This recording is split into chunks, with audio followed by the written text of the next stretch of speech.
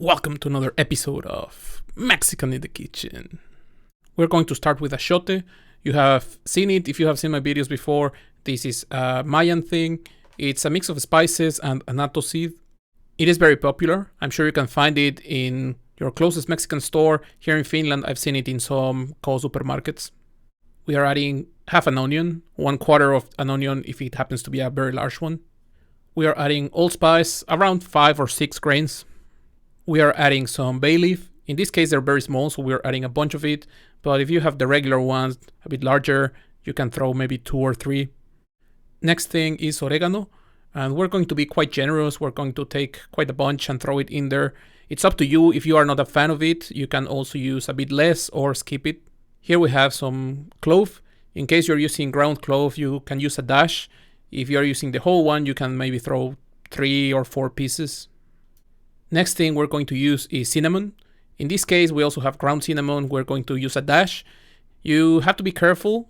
My brother got a bit excited in here, and it doesn't matter. It's a personal taste kind of thing, but I think if you use a bit too much, it can be quite overpowering. We will also use some apple vinegar. In this case, we're using half a cup. You don't have to be too precise with the amount of liquid, but it is important that whatever amount you use of vinegar, then you also use of orange juice. In this case, we're also using about half a cup. If you want to reduce the liquid in your marinade, you can use a bit less, but always in the same proportion.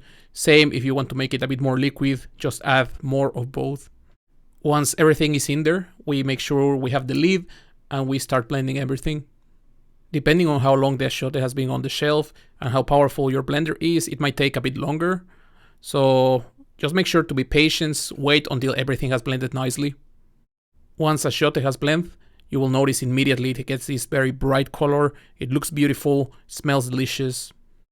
You also have to be careful because it can make quite nasty stains. What kind of fish you can use is completely up to you.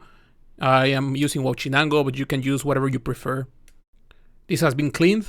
It doesn't have any scales, and it has been completely cleaned from the inside and just cut so we can open them nicely.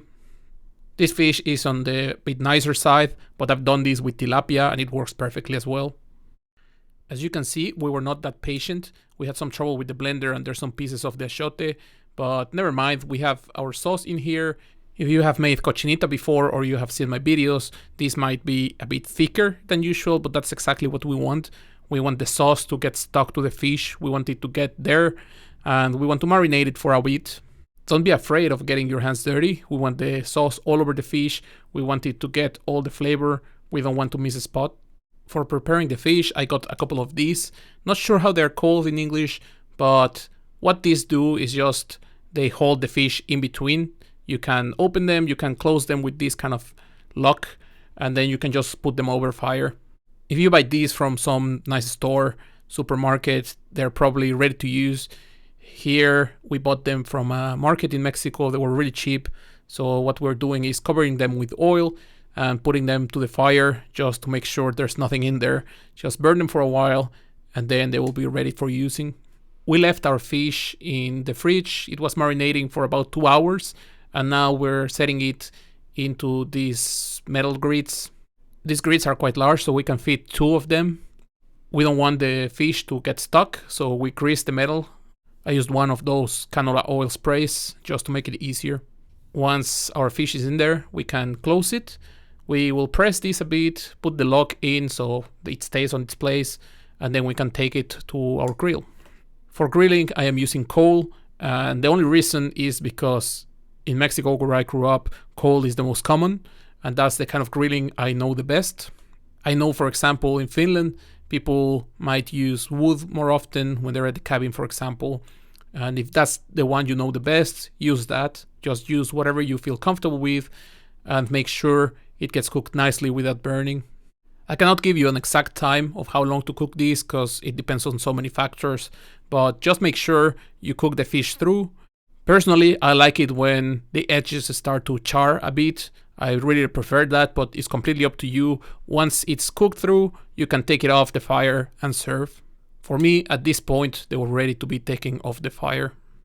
Personally, I grew up eating fish like this. I know in Finland, for example, it's not super common to have the whole fish. You have a fillet, But try it, it's delicious. Hope you like the video. Press like, subscribe, activate the bell, all those kind of things, and see you in the next one.